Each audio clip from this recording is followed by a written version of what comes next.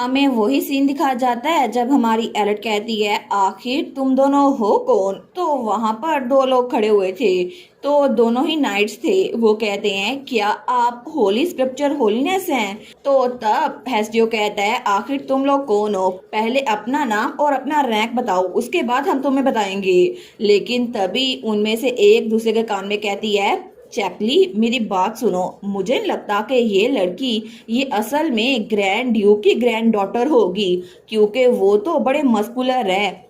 क्या तुम्हें नहीं लगता कि अगर वो उनकी फैमिली की मेंबर होती तो उसके पास भी बहुत सारे मसल्स होते। इसके पास तो बिल्कुल भी मसल्स नहीं है। चलो हम किसी और को ढूंढते हैं जिसके बहुत ज्यादा मसल्स हों।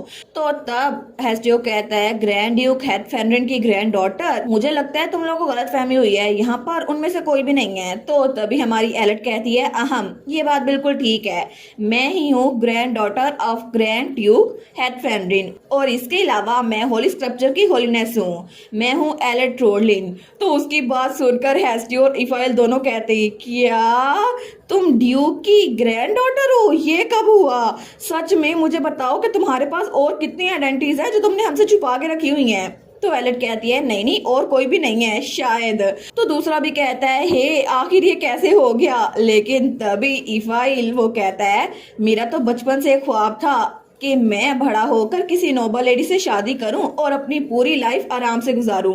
तो एलेट क्या तुम मुझसे शादी करोगी। लेकिन तभी हमारी हीरोइन कहती है नाइट ऑर्डर, मेरी तरफ से एक ऑर्डर मिल रहा है तुम लोग को, अभी इस आदमी का मुंह बंद कर दो। तो तब उसका मुंह बंद किया था हमारे हीरो ने, तो थैसरिक ने उसका मुंह पकड़ा हुआ था, तो बेचारा इवाइल कुछ बोल ही नहीं पाता। तो तभी वो लोग हमारी हीरोइन के सामने झुकते हुए कहते हैं हमें माफ कीजिएगा योर होलीनेस, हम रॉयल नाइट ऑर्डर उसके मेंबर्स हैं, मैं हूँ चैकली लिकांड्रो। तो दूसरी कहती है मैं हूँ सेज लिनाटी। तो तब वो ब्राउन बालों वाली कहती है हम लोग यहाँ पर सिर्फ दोनों ही पीछे छूटे हैं क्योंकि हिज हाइनेस ने आप तक एक ऑर्डर पहुंचाना था। रॉयल आर्मी और मैजिक रिपब्लिक आर्मी वो लोग पहले ही डंजन में दाखिल हो चुके हैं, हालांकि उनको आपके साथ जाना था। हमारी हीरोइन कहती है क्या वो लोग पहले चले गए, लेकिन हमारा इंतजार क्यों नहीं किया। तो तब वो कहती है असल में आर्चमेज मार्फियस मार्सिलियन उन्होंने ऑर्डर दिया कि आर्मी अंदर चली जाए, इसके अलावा वो चाहते थे कि वो चर्च के साथ फाइट ना करे। तो हमारी हीरोइन कहती है हैं वो बदतमीज मैजिशियन। तो तब उसकी इमेजिनेशन ने वो तो उसको जुबान चढ़ा रहा था और उसकी चिड़िया भी।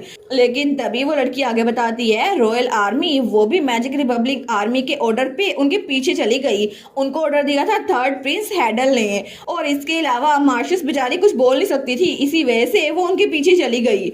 हमारी हीरोइन सोचती है ये थर्ड प्रिंस वो तो ब्रदर कॉम्प्लेक्स करेक्टर है ना, पता नहीं उसका भाई है कौन, लेकिन वो तो बहुत ही जरा अजीब पर्सनैलिटी वाला बंदा है।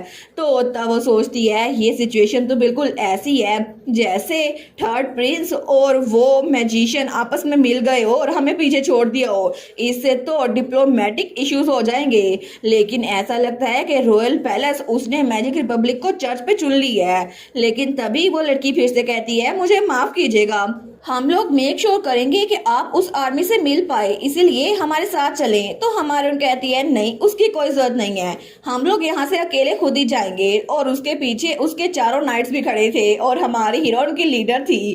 तो तब हमारी हीरोइन स्माइल करते हुए कहती है क्योंकि हम लोग आर्मी की हेल्प के बगैर भी सब्जुकेशन कंप्लीट करने के कैपेबल है। और उसके बाद वो लोग वहां से निकल चुके थे डंजन में जाने के लिए, लेकिन पीछे वो दोनों लड़कियां थी। तो पहले वाली कहती है द होली स्क्रिप्चर होलीनेस वो कितनी बोल्ड इंसान है ना, मुझे तो बहुत ज्यादा अच्छी लगी, मुझे लगता है मुझे उनकी तरह बनना है।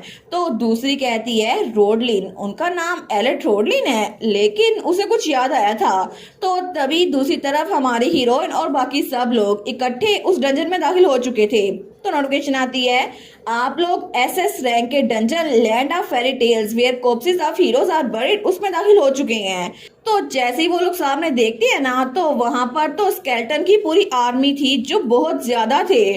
तो उनको देखकर इफाइल कहता है एक अनडेड की आर्मी, आखिर यहाँ पर इतने सारे क्यों हैं, क्या सब्जुगेशन टीम वो बिना अपना काम किए आगे बढ़ गई, मतलब वो लोग ऐसे ही आगे चले गए, आखिर ये इतने सारे कैसे आ गए। तो तभी थैसर जमीन पे बैठता है, वो वहां की राख को देखता है, वो कहता है ये तो फॉरेन बोन पाउडर है जो कि सोल में मिक्स किया गया है, ऐसा लगता है कि मैजिक रिपब्लिक ने ये जानबूझ के किया है, इन स्केलेटन को यहाँ पर खुद छोड़ के गए हैं। हमारी हीरोइन सोचती है शायद मैं समझ सकती हूँ कि हुआ क्या होगा। यहाँ पर ये जमीन इस डंजन की ये तो अनडेड के इंक्यूबेटर की तरह काम करती है। तो अगर उन्होंने बोन पाउडर यहाँ पे छिड़क दिया है तो इसका मतलब है यहाँ पर बहुत सारे स्केलेटन वो बोन हो जाएंगे। लेकिन ऐसा लगता है कि रिपब्लिक मैजिक ने जानबूझ के हमें रोकने के लिए ये सब कुछ किया है और उन्होंने ये सारा बोन पाउडर इकट्ठा किया है। लेकिन आखिर वो ऐसा कैसे कर सकते हैं? तो इफाइल कहता है कमांडर, अगर आप सिग्नल दें तो मैं रास्ता क्लियर कर दूंगा, इसलिए प्लीज कमांडर। लेकिन एलेट उसकी बातें सुनती है और आगे बढ़ने लगती है। और तभी जैसे उसका कदम आगे बढ़ता है ना, तो तब सारे के सारे स्केलेटन उसको देखते हैं और तब उनके तो पसीने छूट रहे थे। और हमारी हीरोइन वो तो सीरियस होकर आगे बढ़ी थी, लेकिन उसकी आंखों में तो चमक थी। और उसकी आंखों में ये चमक देखकर सारे के सारे स्केलेटन बिल्कुल सीधी लाइन में खड़े हो जाते हैं, जैसे असेंबली में खड़े हो और वो प्रिंसिपल हो। तो तब वो सारे पीछे से सारे हैरान रह गए थे। तो इफाइल, हेस्टियो और ऐश तो बहुत हैरान थे, लेकिन थेस्टेड को अंदाजा था क्योंकि वो पहले ही हमारी हीरोइन के साथ एक स्केलेटन के डंजन में जा चुका था। हमारी हीरोइन सोचती है, इनको क्या लगता है कि मैं यहाँ पर हार मान लूंगी? मेरे पास एक स्किल है जो ऐसे मसले को बंद करने के लिए काफी है। और उसके पास नोटिफिकेशन आई थी पैसिव स्किल इनफेमी रिजोनेटिंग, जिसकी वजह से आप स्केलेटन के अंदर अपना खौफ बिठा सकती हैं और वो स्टेटस वो एक्टिवेट हो गया है। तो हमारी एलेट तो उनको डांटने लग जाती है। वो कहती है, ओए तुम वहां पर जो अनडेड खड़े हो, तुम सी नहीं खड़े हो सकते? और दूसरे तुम, आखिर तुम अपनी बोन्स को खटखटा के मुझे जवाब कैसे दे रहे हो? तमीज से बात करो। तो ऐश पीछे से कहता है, एज एक्सपेक्टेड सेंटस की पावर तो बहुत ही ज्यादा अजीम है। तो हेस्टियो कहता है, मैंने कभी भी ऐसी किसी पावर के बारे में सुना तो नहीं था, लेकिन खैर है, चलो ये अच्छे से काम कर तो गया। अगर ऐसे ही चलता रहा ना तो फिर डंजन से आगे बढ़ना बिल्कुल भी मुश्किल नहीं होगा। लेकिन जैसे ही वो वहां से आगे बढ़ते हैं तो आगे तो बिल्कुल किसी ने मैजिक से बर्फ का पहाड़ खड़ा कर दिया था और वो रास्ता भी बिल्कुल भी इजी नहीं था। लेकिन उससे आगे बढ़ते हैं तो वहां पे वो पुल टूटा हुआ था जो कि मैजिक रिपब्लिक खुद तोड़ के गई थी ताकि हमारी हीरोइन और उसके साथ ही आगे ना बढ़ सके।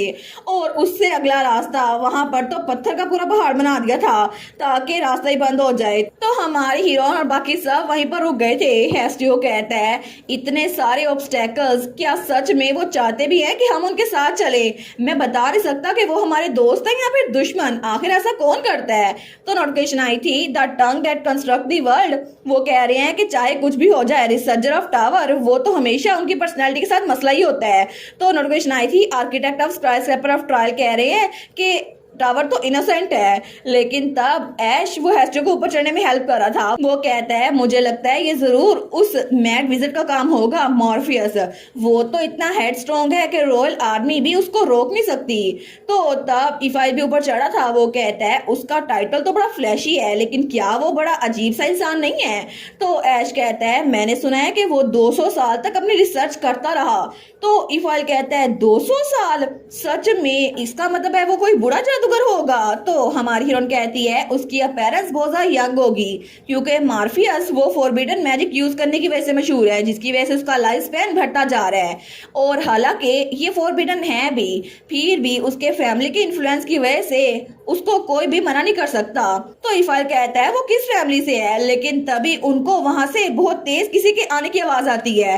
तो सारे के सारे चौकन्ना हो गए थे। तो इफाइल अपनी तलवार निकालने लगता है। तो तभी वो जो कोई भी था उसको देखकर इफाइल कहता है, एलेट आखिर यहाँ पर हो क्या रहा है? और इसी के साथ ये वाला पार्ट यहीं पर ख़त्म। तो आप लोग बताइएगा आप लोग को ये पार्ट कैसा लगा, और वीडियो को लाइक और चैनल को सब्सक्राइब लाजमी कीजिएगा। बाकी वीडियोस का लिंक भी स्क्रीन पर नज़र आ रहा होगा, तो काइंडली उनको भी चेकआउट कर ले। और thank you so much for watching my videos. Stay safe, bye bye.